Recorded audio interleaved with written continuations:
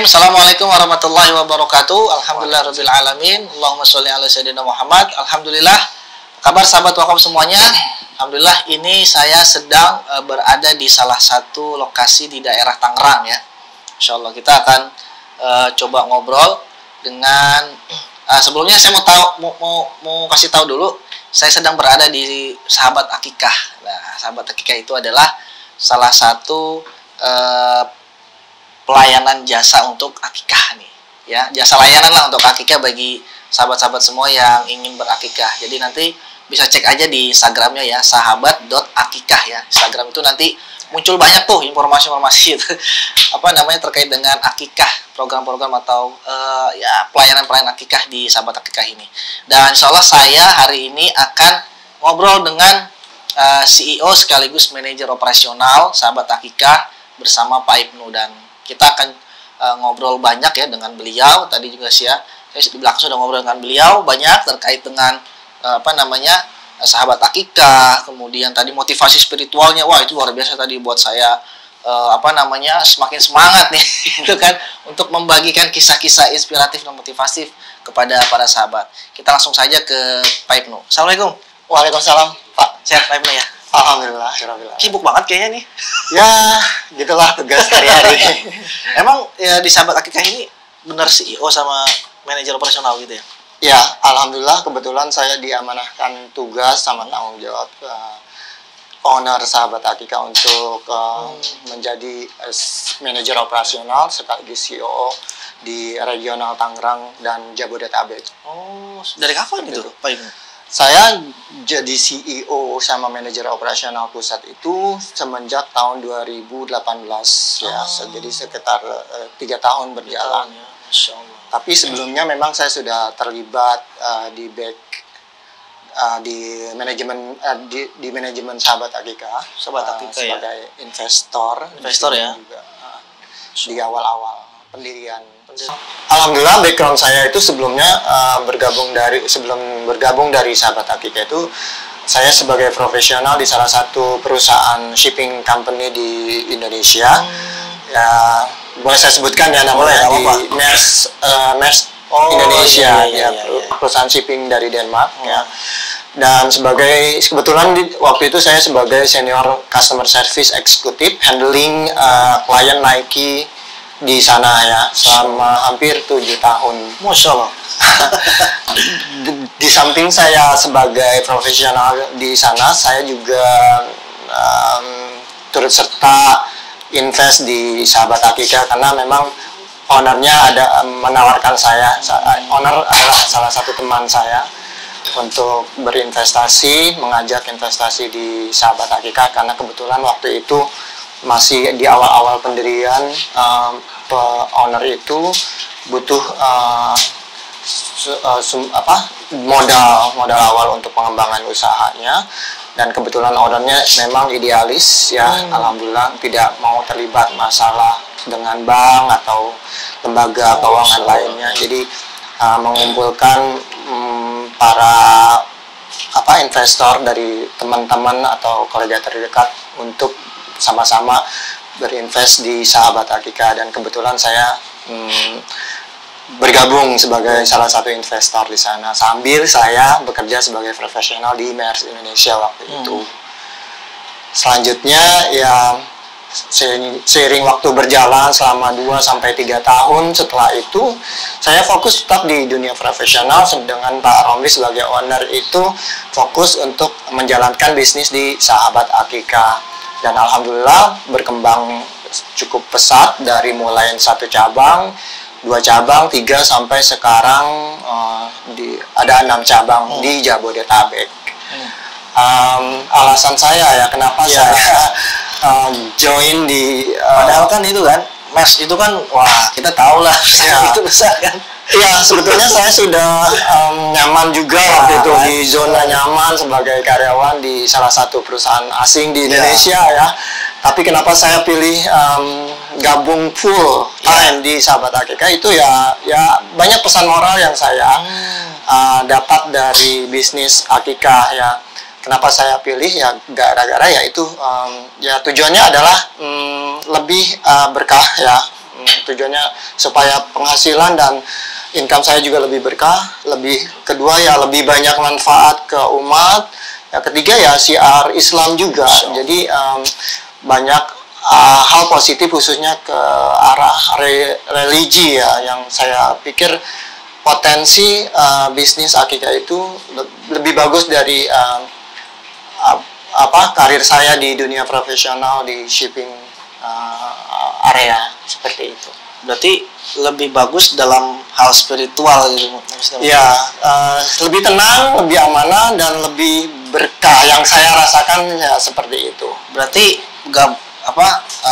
ikut di sahabat akikah itu biar dapat berkah. Ya, berkah dunia akhirat dan lebih manfaat bagi umat seperti itu. Ditambah ya menambah juga syiar Islam juga dengan adanya bisnis akikah ini. Berarti kan tadi kan sebelumnya kan investor di sahabat akikah. Kemudian diminta untuk jadi CEO dan manajer operasional ya. Iya. Nah itu kenapa tuh kok bisa jadi manajer operasional dan CEO itu? Iya.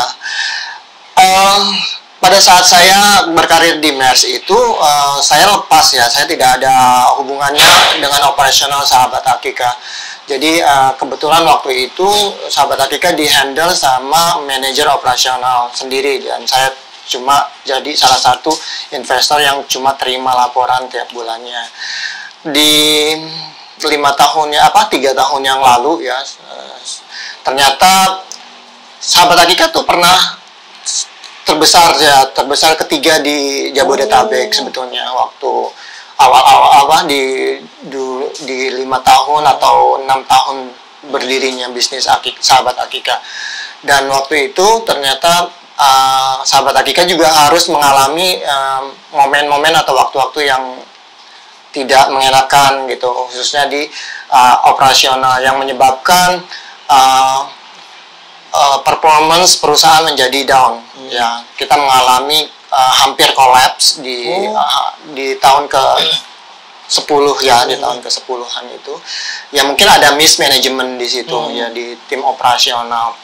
Ya bahkan pihak owner sampai ingin menjual pada saat itu sahabat akikah karena memang kinerja perusahaan yang semakin menurun dan memburuk ya. Kita tidak tahu pasti apa penyebabnya waktu itu. Yang jelas dari bulan ke bulan statistik maupun performance revenue perusahaan juga menurun dibandingkan tahun-tahun sebelumnya, sangat drastis.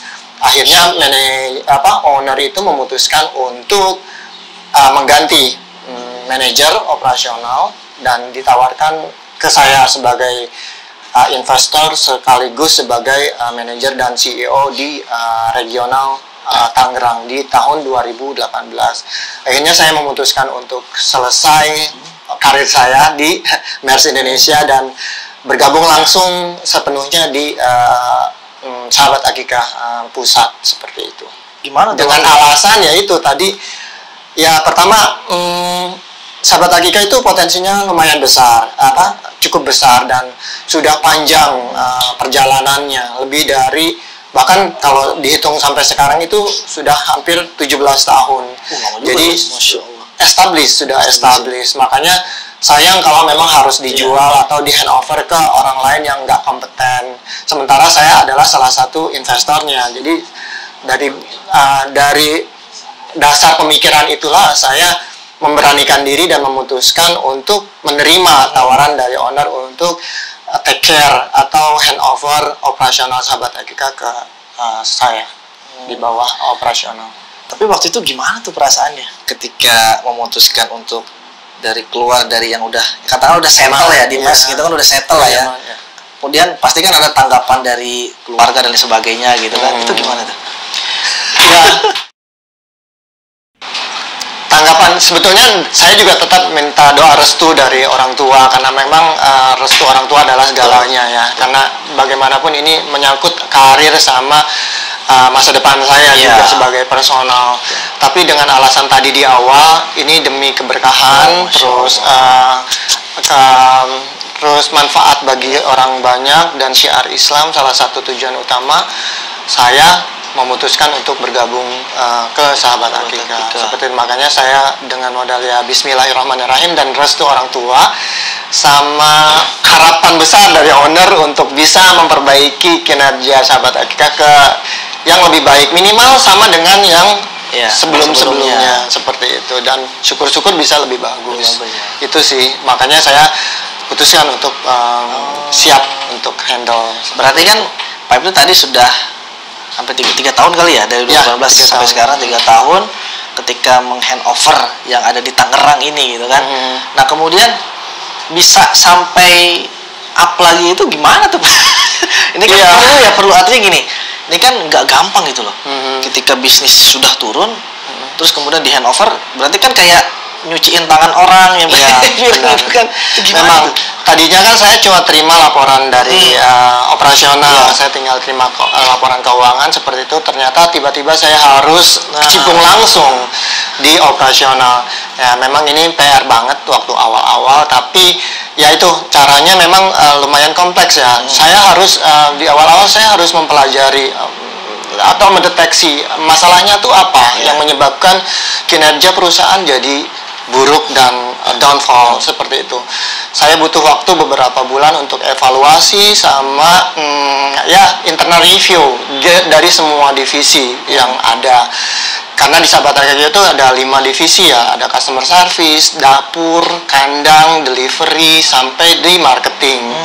Dari 5 divisi itulah saya evaluasi apa yang menyebabkan kinerja atau performa perusahaan itu jadi turun. Dari situ saya coba deteksi masalahnya tuh apa-apa, saya bikin checklist dari situ, dan kami coba untuk cari solusinya satu persatu per divisi. Memang butuh waktu, tapi di satu sisi saya harus bergerak cepat karena menghadapi persaingan kompetitor juga yang begitu sangat besar sekarang ya.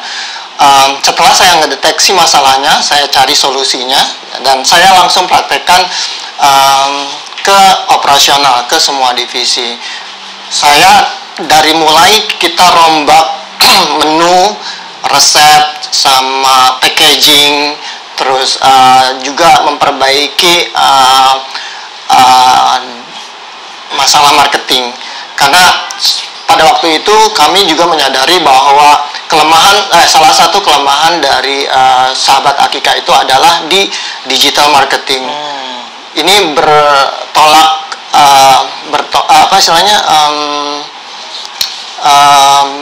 berlawanan dengan era yang sekarang, di mana digital marketing itu sangat dibutuhkan. Sementara titik lemahnya adalah di digital marketing. Makanya pertama-tama setelah kami merombak semua produk ya, terus memperbaiki menu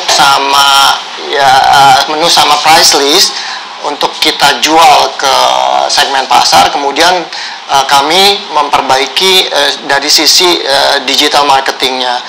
Kita lebih fokus ke digital marketing. Kita create satu divisi yang khusus menghandle masalah digital marketing, dan itu mencakup beberapa channel di sosmed seperti Facebook, Instagram, YouTube, termasuk Google juga, dan TikTok yang terakhir. Nah, semua channel kita garap ya, makanya kita butuh satu tim gitu. Tapi memang di awal-awal kita butuh dana, karena bagaimanapun dana juga penting. Tapi keseriusan, kesungguhan juga itu penting. Makanya kami sebagai manajemen harus mengelola tim marketing itu harus kompak dan sesuai dengan arahan.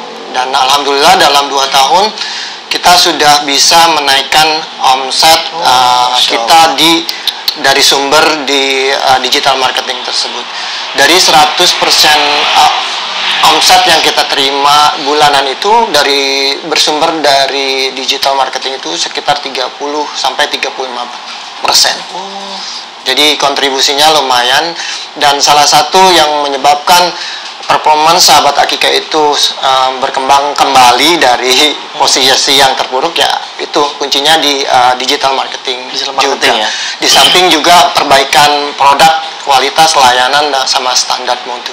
Tapi memang titik terberatnya ada pada digital marketing gitu ya. Ya, di digital marketing, karena memang bisnis sekarang kebanyakan kompetitornya menggunakan channel yang sama, digital marketing mereka kembangkan. Jadi kita bersaing juga di digital marketing. Di samping dengan dengan adanya produk yang bagus juga, Bagus, ya. Produk dan layanan khususnya. Masya Allah. Karena bagaimanapun sebagus apapun digital marketing yang kita punya, kalau misalnya produk yang kita jual ke pasar itu jelek ya, tetap hasilnya akan kurang bagus dan kurang maksimal. Masya Allah.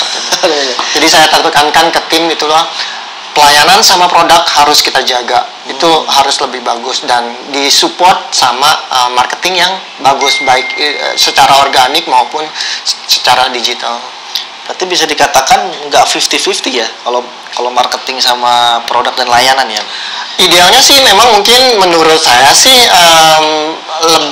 tergantung budgetnya istilahnya, karena kan gitu ya. Itu berhubungan dengan budget juga. Kalau misalnya budget marketing kita besar ya bisa aja ya. Omset closing yang masuk bisa sama dengan produk. Tapi menurut overview saya, kami jalankan, kita fokus tetap di produk yang bagus. Kalau produknya bagus, tim marketing jualannya juga enak, ya kan. Kalau misalnya produknya jelek, tim marketing mau jualan sebagus apapun, produknya jelek ya tetap diserap market itu ya kurang bagus, kurang maksimal. Jadi tolak ukurnya sih menurut saya tetap di repeat order sama reference gitu. Pada saat persentase repeat order sama referensi order itu lebih banyak dari budget yang bersumber dari iklan, itu berarti bahwa layanan sama produk kita boleh dikatakan bagus gitu kan. Jadi tanpa iklan pun produk kita udah laku karena repeat order dan referensi. Kalau memang ada budget banyak, bisa ditambah dengan iklan atau marketing. Jadi ya iklan bagus, repeat order bagus juga. Berarti memang tetap nggak bisa lepas jalan sendiri-sendiri. Iya, produknya juga memang ya harus bagus gitu. Nanti ketika dipasarkan ternyata produknya ya mengecewakan kan, dia nggak akan cukup tahu saja berarti. Jadi nyulit ya. Jadi kita manfaatkan nyulit itu kita dapatkan dari iklan ya kan. Pada saat nyulit itu kita dapat, sebisa mungkin nyulit itu bisa kasih referensi yang bagus ke halayak ramai. Jadi kita manfaatkan nyulit itu untuk repeat order dan referensi seluas-luasnya melalui produk yang bagus. Berarti kalau sahabat Akika ini, kalau saya nih misalkan merekomendasikan sebuah produk, katakanlah tempat makan gitu, lu makan di sana aja, gua kemarin habis makan di sana, murah, enak lagi. Nah, kalau sahabat Akika tuh terkenalnya di apanya tuh? Ya, terkenal identitas kita itu brand marknya adalah apa ya, brand mark ya. Bersahabat, harganya bersahabat, artinya kompetitif ya. Jadi harganya terjangkau tapi kualitasnya bagus. Jadi ada tagline kita, harga kaki 5, kualitas bintang 5. Jadi walaupun harganya bukan murah ya, tapi bersahabat, terjangkau, tapi kualitasnya bisa bersaing dengan harga yang di atas kita yang premium segala macam. Sama kedua adalah ya itu dari segi rasa ya. Rasa dari produk-produk kita itu memang lebih baik dari yang kompetitor. Itu terbukti dari review sama ulasan-ulasan dari para customer kami yang sudah memesan melalui Sahabat Akika, dan mereka posting di Google review Sahabat Akika dan juga di channel-channel media sosial. Itu membuktikan, kebanyakan mereka bilang bahwa rasa dari produk Sahabat Akika itu lebih enak dibandingin kompetitor lain. Sama ketiga, layanan yang lengkap ya. Kita mengedepankan layanan yang komplit ya ke para pemesan.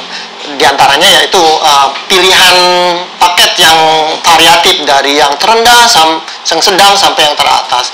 Kita punya paket komplit dari mulai 1,5 juta sampai yang 10 juta per paket pun Ada. Jadi tergantung segmen mana yang mau pilih produk yang mana. Jadi variatif. Jadi ada banyak kelebihan di sahabat Akika. Iya.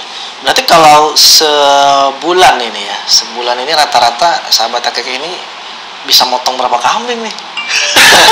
Sebetulnya ini dapur ya, tapi pastinya di kompetitor lain juga ada yang lebih besar. Tapi khusus untuk sahabat Akika, alhamdulillah untuk sekarang itu untuk Jabodetabek kita sekitar 800 sampai 700 sampai 800 ekor per bulan ya. Hampir 1000 itu berarti Pak ya? Hampir 1000. Tapi kita juga fokus di layanan nasi boxnya juga, karena kita produk-produknya kebanyakan adalah paket, bukan cuma kambing tapi juga nasi boxnya. Jadi sekitar 25.000 sampai 30.000 nasi box per bulan. Nah, kalau kita bicara terkait dengan bisnis gitu ya.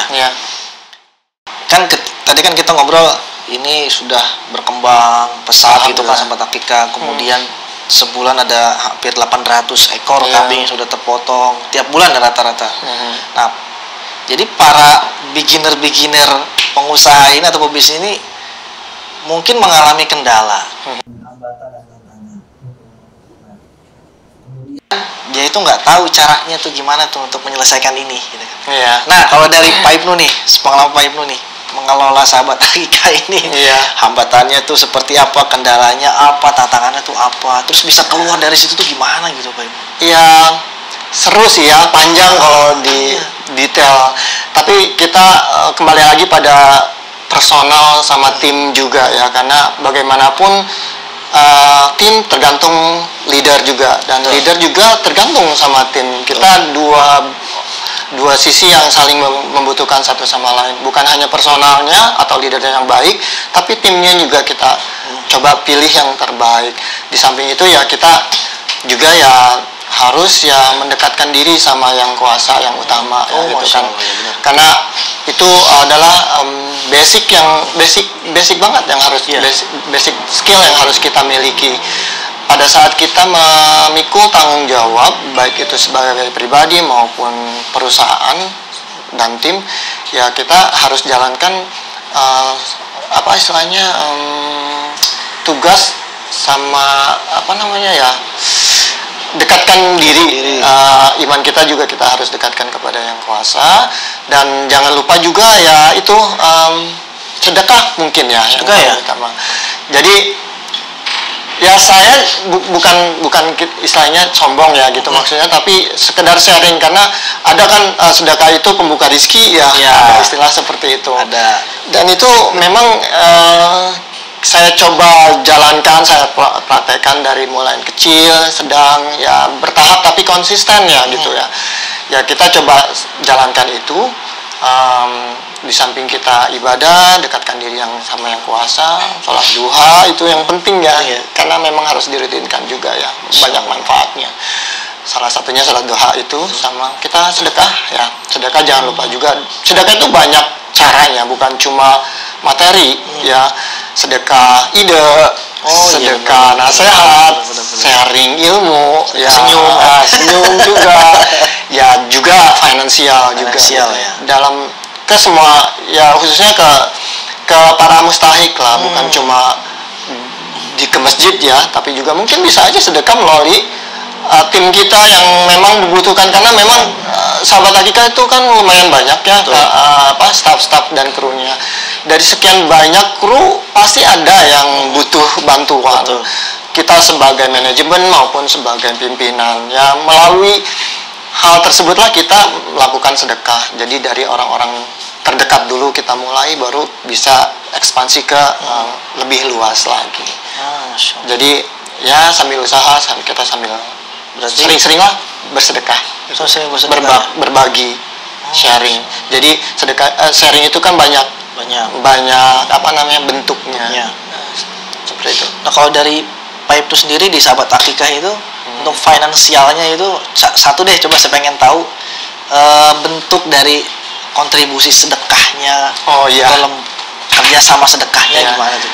Di sahabat Akika ada kegiatan CSR ya, CSR itu. Jadi di samping kita menyumbangkan rutin ke masjid-masjid sekitar workshop sahabat akikah. Kita juga ada tahunan kalau di setiap Ramadan kita ada sumbangan ke yatim piatu seperti itu. Jadi ada sesi pembagian zakat ya ke setiap tahun ke yatim piatu khususnya di bulan Ramadan. Kalau untuk bulanan kita alokasikan dana, salah satunya adalah ke badan wakaf Al-Quran ya. Kebetulan waktu itu kami sudah 2 tahun ya, hampir 2 tahun. Ini 2 tahun berjalan kita bermitra sama badan wakaf Al-Quran untuk menyalurkan dana dari sebagian kecil dari sahabat akikah untuk pihak yang berhak melalui badan wakaf Al-Quran. Udah 2 tahun itu ya? Ya, sudah 2 tahun. Tahun pertama kita ke media, ke Al-Quran ya, penyaluran Al-Quran, dan tahun kedua ini ke penyediaan air bersih. Karena air bersih itu ya? Iya, mudah-mudahan tahun-tahun berikutnya akan berlanjut, insya Allah. Tapi memang ini salah satu channel kita untuk kontribusi CSR di sahabat akikah. Nah, kalau ada kan sebagian orang tuh mengatakan kalau buat saya sedekah itu wajib buat saya loh ya, walaupun sunnah gitu kan. Nah, kalau menurut Pak Ibnu sedekah itu gimana tuh? Apakah memang tetap sunnah atau memang itu punya dampak atau impact yang besar dari sisi bisnisnya dan kehidupan atau gimana tuh? Kalau buat saya sedekah itu udah jadi keharusan ya, sudah jadi anggaran bulanan yang harus kita sisihkan. Kalau buat saya itu tabungan. Iya, betul, jadi tabungan bukan tabungan di dunia ya, tapi imbasnya dari dunia dan akhirat menurut saya. Makanya saya jalankan itu rutin sebagai pribadi maupun korporasi seperti itu. Karena pada saat saya terima uang income tiap bulanan, postingnya udah ada seperti itu untuk sekitar sekian. Masya Allah. Berarti dan itu saya coba terapkan di korporasi di sahabat akikah. Jadi saya lihatkan, di pribadi saya udah jalankan dan itu impactnya luar biasa. Luar biasa. Dan kalau awal-awal mungkin berat ya, tapi semua orang punya proses. Pada saat kita mulai rutinitas kan nggak bisa langsung besar. Jadi lakukan hal yang semampu kita gitu. Kalau memang udah kita mampu, ya rutinkan. Kalau udah rutin ya kita tingkatkan jumlahnya seperti itu. Jadi selanjutnya akan menjadi kebiasaan. Berarti nggak berat. Pak Ibnu ini udah nggak memandang, karena kan orang ada yang memandang bahwa sisihkan sedikit, tapi Pak Ibnu udah menyiapkan. Alhamdulillah. Alhamdulillah. Biasanya kan orang kampanye itu sisihkan sebagian harta. Iya. Tapi sebenarnya kan siapkan. Jadi harusnya. ketika kita dapat rezeki dari Allah, kita harus siapkan gitu. Disiapkan anggarannya. Jangan disisihkan. Ternyata impactnya besar ya. Alhamdulillah. Dan itu ya awalnya mungkin kita berharap dengan kita bersedekah kita mendapatkan rezeki tambahan dari Allah Subhanahu wa taala dari pintu yang tak terduga. Tapi ya itu boleh diragukan jadinya niatnya sama keikhlasannya ya kan. Betul. Berarti kita sedekah untuk tujuan dapat rezeki. Nah, buat saya di awal-awal memang seperti itu. Ya kebanyakan orang juga seperti itu karena landasannya adalah seperti itu. Makanya tapi kalau sudah rutin udah nggak ngarap lagi, udah keluarkan saja. Dan makanya hal tersebut saya tularkan ke sahabat akikah dengan cara ya ini melalui badan wakaf akikah. Secara tidak langsung setiap bulan kita udah budgetkan sekian juta untuk BWA selama 1 tahun 2 tahun itu rutin dan udah jadi anggaran pokok. Itu salah satunya. Tapi di sisi lain kita juga bekerja sama dengan yayasan-yayasan panti yatim piatu atau panti yang lain untuk menyalurkan pesanan dari sahabat akikah ke mereka. Jadi sahabat akikah itu bukan cuma bisnis tujuannya, tapi juga sosial. Sosial ya. Jadi pada saat ada customer yang mau jauh misalnya di luar kota dan nggak bisa melaksanakan acara akikah di rumahnya, mereka bisa menyalurkan ke panti atau yayasan yang bermitra ya, sahabat akikah. Berarti dan itu detailnya ada di website kami. Ada ya. Setiap area yayasan mana aja yang bermitra sama sahabat akikah. Nah, itu kan saya menarik tuh ketika tadi Pak Ibnu mengatakan ini udah jadi kebiasaan. Nah, ini orang-orang yang masih punya pemikiran sedekah untuk mendapatkan rezeki tambahan, ingin naik level seperti Pak Ibnu ini, ada nggak itu cara-cara khususnya itu apa? Seperti apa gitu? Ya tadi rutin aja, rutin. Beri sesuai dengan kemampuan kita dan itu dibudgetkan di awal. Jangan sisakan. Dan perlahan-lahan kita tingkatkan jumlah sama kapasitasnya seperti itu. Berarti ketika katakanlah ini para pekerja ya katakanlah ya, dia itu kan dapat gaji. Berarti yang harus disiapkan di awal itu justru sedekahnya. Iya, bukan makannya atau apanya. Berbarengan maksudnya. Jadi setiap pas kita terima gaji, kita siapkan pos untuk sedekah apa, berapa, konsumsi berapa, nabung berapa, seperti itu. Jadi di awal sudah kita pos-poskan. Seperti jangan sisa dari apa yang udah kita pakai baru disisihkan untuk sedekah. Menarik nih. Selain bicara bisnis, kita juga bicara spiritual luar biasa. Ya, alhamdulillah. Mudah-mudahan ini bisa dipraktekkan juga sama teman-teman. Gini ya Pak Ibnu, untuk sahabat akikah ini ya, yang dengan karyawan yang udah lumayan banyak, cabang udah ada 6 ya, cabang 6, alhamdulillah. Nah harapannya nih buat Pak Ibnu apa nih untuk sahabat akikah? Harapan saya sebagai personal maupun CEO, mudah-mudahan sahabat akikah bisa lebih scale up lagi ke depannya. Jadi mendirikan di lebih luas lagi area jangkauan layanannya, bukan cuma di Jabodetabek, tapi juga di kota-kota besar di Indonesia, baik di Jawa maupun di luar Jawa. Jadi bisa lebih bersinergi lagi dengan banyak orang dan bisa lebih bermanfaat lagi untuk umat dan meningkatkan syiar Islam juga. Melalui bisnis ini. Masya Allah, luar biasa. Pak Ibnu nih, tadi kan kita udah bicara banyak terkait dengan sahabat akikah nih. Saya belum tahu berdirinya sahabat akikah itu gimana tuh sejarahnya tuh? Ya, mungkin untuk masalah sejarah berdirinya akikah nanti akan dijelaskan lebih detail lagi sama ownernya. Karena baik. beliau yang adalah owner yang membuat sahabat akikah itu berdiri dari nol sampai sekarang. Siapa namanya ownernya? Pak Haji Romli. Pak Haji Romli. Iya. Dia nanti akan lebih detail bercerita soal bagaimana sih awal-awal mendirikan sahabat akikah itu. Oh, luar biasa. Ini banyak ilmu yang didapatkan di sini. Ya, insya Allah mudah-mudahan. Alhamdulillah. Baik, Pak Ibnu, saya rasa mungkin cukup ya obrolan kita ya. Iya, boleh. Mudah-mudahan apa yang tadi Pak Ibnu sampaikan bisa menjadi motivasi dan inspirasi buat saya dan buat sahabat wakaf nih. Amin. Mudah-mudahan bisa manfaat. Bisa ya. Doakan bisa inspirasi. Doakan saya juga bersama tim nih biar bisa istiqomah. Amin. Doakan juga ya tim sahabat akikah biar bisa lebih maksimal lagi ke depan dan lebih berkembang. Mudah-mudahan sahabat akikah semakin bisa percaya sama orang dan bisa jaga amanah. Amin. Baik, Pak Ibnu, terima kasih. Makasih banyak waktunya. Sampai jumpa lagi. Baik sahabat, ini tadi pembicaraan dengan Pak Ibnu ya, luar biasa tadi ya. Ilmu-ilmu, edukasi dan informasi yang disampaikan oleh Pak Ibnu sangat-sangat menarik ya. Dan tentunya tadi ya disampaikan bisnisnya, bagaimana cara mengubah yang tadinya turun menjadi naik. Tadi udah disampaikan tips-tipsnya seperti apa ya. Kemudian hambatannya bagaimana bisa keluar dari hambatan, tantangan dan kendala-kendalanya sudah disampaikan. Sahabat, terima kasih atas perhatiannya dan sudah menonton konten ini. Mudah-mudahan bermanfaat untuk kita semuanya. Assalamualaikum warahmatullahi wabarakatuh. Waalaikumsalam.